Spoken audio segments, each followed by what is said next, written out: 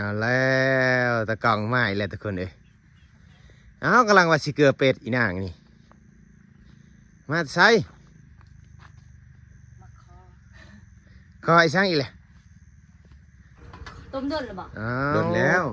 โอ้ต้มแต่คืนนี่พ่อ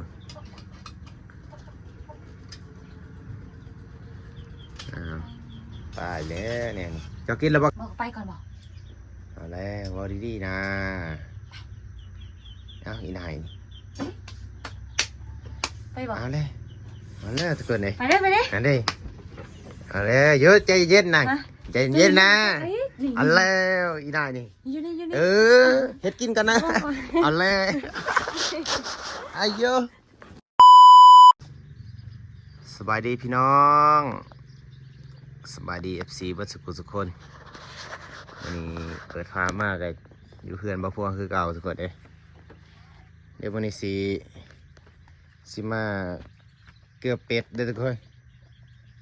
นะเกลือเป็ดนี่จะไปเกลือเป็ดเอาแล้วตะกล่องไม้แล้วทุกคนเอ้ยเอากำลังว่าสิเกลือเป็ดอีนางนี่มาใส่คอไอ้ช่างอีแหละเอาอีนายนี่แม่อยู่เพื่อนบอกเมียเฮาวะมาทันมาไปขึ้นเพื่อนไปเฮาว่าสิเกลือเป็ดโอ้เพื่อไอ้ช่างเป็ดโอ้ฝนคือสิตกเนาะตกเลยดิอย่าพูดว่ามาอย่างจะมาอย่างมึงคนกันนี่บอกมาคอสทุกคนเด้บ่ได้นี่ทุกคนเบิ่งนี่ตากล่องมาเด้อทุกคนเด้ออู้อย่าทายนะเอาแล้วในนี้ละทายโหลดเจ้าหันทุกคนเด้นี่สิมาขอแตบเบาพวงทุกคนนี่จะมาคอยังเบิ่งทุกคนโอ้ยอย่าทายนะแล้วใส่บ่เมื่อแล้วก็มาอีกเอาเลยเมื่อเพื่อนแล้วก็มาใหม่อ้าวใส่ละของฝากของต่อโอ้มาแต่โตมาแต่โตเลยตายดอกมันนี่ขี่รถยังมาย่างเอาปู่ย่างเอาขี่รถมาทางนี้แล้วลงนี้มาเฮือจะเลยมาน้ำเขาว่าสิเอาใครด้วยนี่เอาใครบอกเขาไปทายเจ้าอยู่ฮันคือเห็นออกมาเถื่อโอ้ไฟสิจักไปเจ้าสิมาไปก็เลยมาหนีก็เห็นเจ้าไทยคิดเจ้าบ่ญาติว่าเมียใครหาจะมาดุเมียจะมาหรอวะเอาบ่ทันมาได้วะบ่ทันมาก็บ่ให้เจ้าบ่ญาติบ่ญาตินะเมียเจ้าบ่มาดิถ้าเมียเจ้าว่าเจ้ามายังว่านะอันนี้ทุกคนตากล่องมาหาบ่พวงแต่เสาทุกคนโอ้ยทายกันนะตอนนี้เวลาก็7:00ป้ายทุกคนมาแต่เสาแต่เสียวแท้เสาเลยมาซ้ำเสาเอาแล้วอย่ามาซ้ำเสาบ่พวงอีกละว่าไปเลยนายนี่คืนนี้คอยจะนอนบ่หลับเป็นยังคิดหอดเจ้ามาแต่เสามาซ้ำเสาทุกคนเด้เบิ่งได้ทุกคนเด้เอาแล้วขอหาดอกมาจุดประสงค์ยังนี่มามื้อนี้มาข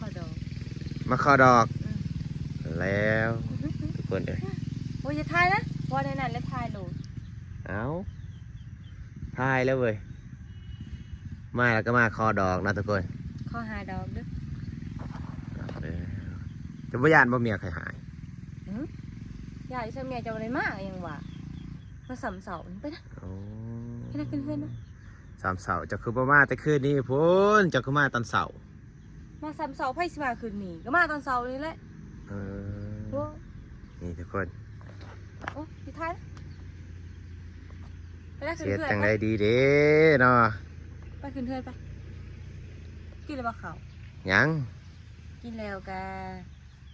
ใครขยุน้ำเลยเด้อบ่ข้าเจ้าอยากแทบจะต้องมีแนวแหลกเปลี่ยนจะต้องเฮ็ดกินให้ข่อยอีกเอาโอ้ใส่อีกเลยเอาข้าเจ้าอยากแทบจะต้องเฮ็ดกินให้ข่อยก่อนโอเคใส่ลูเอาไปทุกคนเด้เขาซื้อไปเลย จะสิเฮ็ดกินบ่หรือ บ่อันนั้นขอหาดอกซื่อๆได้บ่ได้บ่ บ่ได้ โอ้ย บ่ได้ขอหา ใจ ดอก ดำ ซื้อ เถอะว่ะ ๆบ่ได้ เฮ็ดอีหยังเลย ต้มหน่อไม้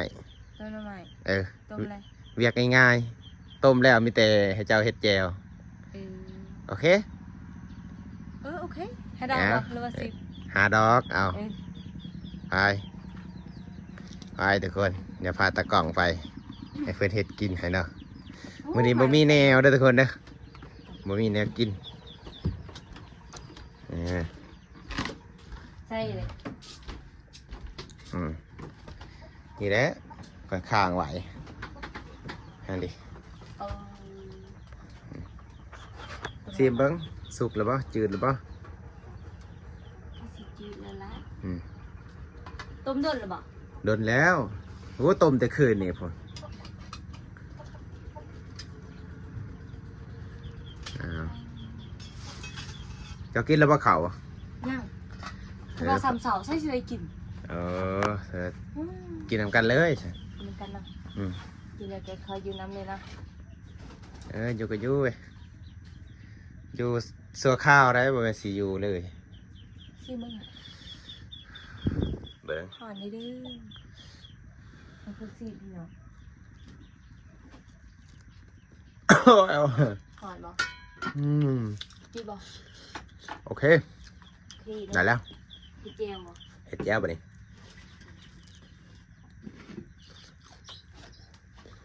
มากก็ใส่ลูกโอ้ยเนาะจังเป็นนายดิ หาแนวแลกเปลี่ยน ฮ็ดได้เนาะในยา อืมอืม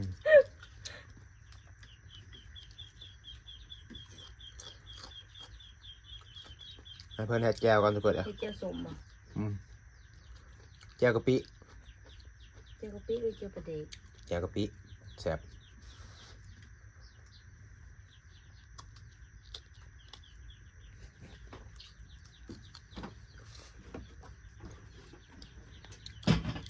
เป็นอยู่บ่เฮ็ดแจ่ว บ่เป็น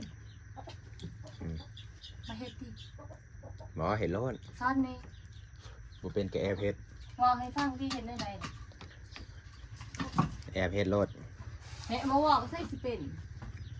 เฮ็ดตามสูตรหมู่ๆเคยแล้ว ค่อยก็บ่เป็นคือกัน เฮ้ย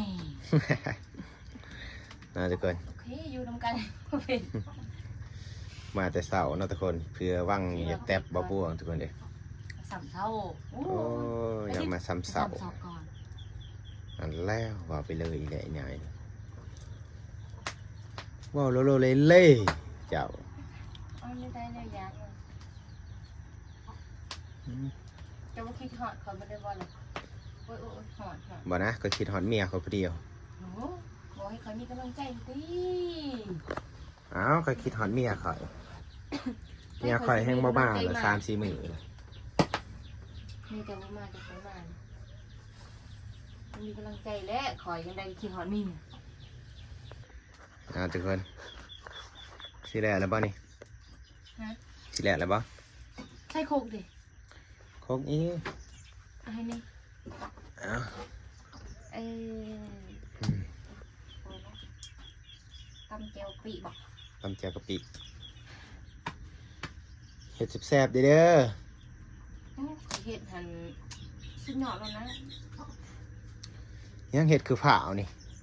เปล่าไม่ให้บอกจะ ใคร เอา จะ ไว้ แต๊บ ได้นี่ ทุกคนเอ้ยแล้วก็ เอาแล้วทุกคนจะมาเมียมาพวงมาโอ้ย บ่จักจะเฮ็ดกินบ่จักอยากแตบนะทุกคน ตายแล้วเนี่ยนี่ บอกไปก่อนบอก เอาแล้วว่าดีๆนะเอาอีนายนี่ ไปบอก เอาเลยทุกคนเลย ไปได้ไปได้ อันนี้เอาแล้วเยอะใจเย็นนะ ฮะ ใจเย็นนะ นี่ เอาแล้วอีนายนี่ อยู่นี่อยู่นี่ เออเฮ็ดกินกันนะ บอกก่อน เอาแล้ว